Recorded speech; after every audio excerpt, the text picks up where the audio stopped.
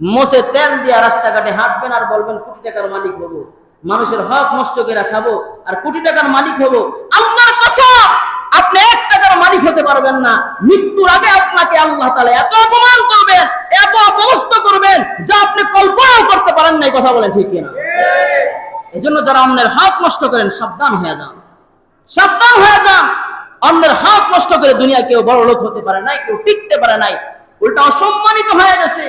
মৃত্যুর আগে মানুষ তাকে ছি ছি করছে। কথা বলেন ঠিক কিনা? এজন্য মানুষের হক নষ্ট করা যাবে না। চাই সেটা 1 পয়সা হোক না কেন, মানুষের হক নষ্ট করা যাবে না। আপনার হক যদি মানুষ নষ্ট করে আপনার কেমন লাগবে? এই চিন্তাটা কমসে কম করেন যে মানুষ যদি আমার টাকা পয়সা নষ্ট করে তা আমার কেমন লাগবে। এই চিন্তাটা করে হলেও মানুষের হক নষ্ট করবেন না, অন্যায়ভাবে মানুষের উপরে জুলুম করবেন না। পারবেন তো ইনশাআল্লাহ?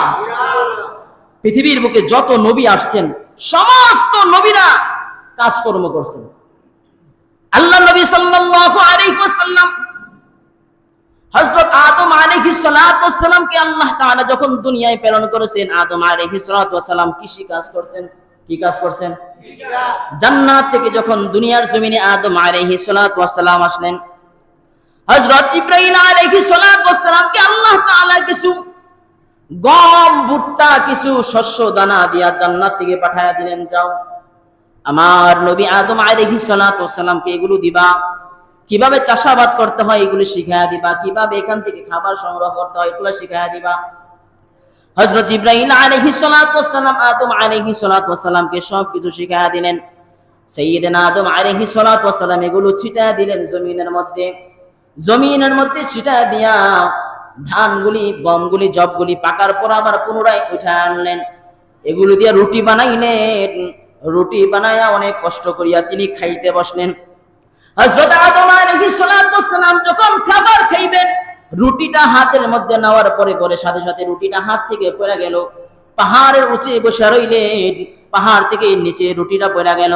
হযরত ইব্রাহিম আলাইহিস সালাতু ওয়াস সালাম রাইকা বললেন, আদম, আপনার যত সন্তান পৃথিবীর বুকে আসবে সবাই আপনার মতো কষ্ট করে রিজিক উপার্জন করবে। এই রিজিক আপনি যেভাবে কষ্ট করছেন, আজকে উপার্জন করছেন, আপনার যত সন্তান পৃথিবীতে আসবে সবাই উপার্জন করবে, কষ্ট করবে, কোনো না কোনো ভাবে কষ্ট করে রিজিক আহার করবে।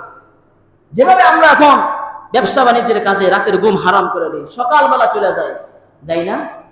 যারা কৃষক আছে খবর নিয়ে দেখেন, ফজরের পর পর মাঠের জমিনে চলে যায়, রাতের বেলা 10টা 11টা 12টা বাজে যায় ঘুমাইতে, আবার সকালবেলা কাজে চলে যায়। কত কষ্ট তারা করে, ঠিক কিনা বলেন? এই কষ্ট কি আমি আপনি বুঝবো? যারা কাজ করে এরা বুঝবো? যারা কাজ করে এরা বুঝবে। রাতের ঘুম হারাম করে দেয় টাকা পয়সা উপার্জন করার জন্য, কত কষ্ট করে। আর আপনি নেতা হইয়া, আপনি বড় ক্ষমতাবান হইয়া আপনি অন্যায়ভাবে সেই টাকাগুলো আত্মসাৎ করেন, মানুষ থেকে অন্যায়ভাবে জুলুম করে নিয়ে যান। আপনি কি মনে করছেন আপনি বাইচা যাবেন? কথা বলেন। কখনো সম্ভব নয়। আল্লাহর ধরা বড় ধরা। আল্লাহ যাকে ধরে ধরে না, ধরলে আল্লাহ তাআলা কাউকে ছাড়ে না। আল্লাহ ধরা বড় কঠিন ধরা। ভাইরা আমার, সমস্ত নবীরা কাজ কর্ম করে রিজিক আহার করেছেন। হযরত আদম আলাইহিস সালাতু ওয়াস সালাম কৃষি কাজ করে রিজিক আহার করেছেন। হযরত নূহ আলাইহিস সালাতু ওয়াস সালাম কিস্তি বানাইছেন, নৌকা বানায়া রিজিক আহার করেছেন। হযরত ইব্রাহিম আলাইহিস সালাতু ওয়াস সালাম ঘর নির্মাণের কাজ করেছেন। হযরত ইদ্রিস আলাইহিস সালাতু ওয়াস সালাম কাপড় বানাইছেন, কাপড় বানায়া বাজারে বিক্রি করেছেন, কষ্ট করে অর্থ উপার্জন করেছেন। হযরত ঈসা আলাইহিস সালাতু ওয়াস সালাম সেলাইয়ের কাজ করেছেন। জনাবে মুহাম্মদুর রাসূলুল্লাহ সাল্লাল্লাহু আলাইহি ওয়াসাল্লাম আমার আপনার নবী, আল্লাহর নবী নিজে মক্কার জমিনে ছাগল পালছেন, বকরি পালা নিজে রিজিক আহার করেছেন, উপার্জন করেছে। বলেন সুবহানাল্লাহ। আমার আপনার নবী বকরি পালতেন, এরকম গরু চড়াইতেন, উট চড়াইতেন। এগুলো চড়ায়া নবী করিম সাল্লাল্লাহু আলাইহি সাল্লাম রিজিক আহার করেছেন।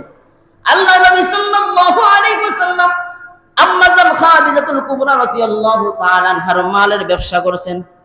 তার মাল সিরিয়ায় নিয়ে বেচছেন, বিক্রি করছেন, বিক্রি করে ব্যবসা বাণিজ্য করছেন। এই ব্যবসা বাণিজ্য করে নবী করিম সাল্লাল্লাহু আলাইহি ওয়াসাল্লাম রিজিক আহার করেছেন।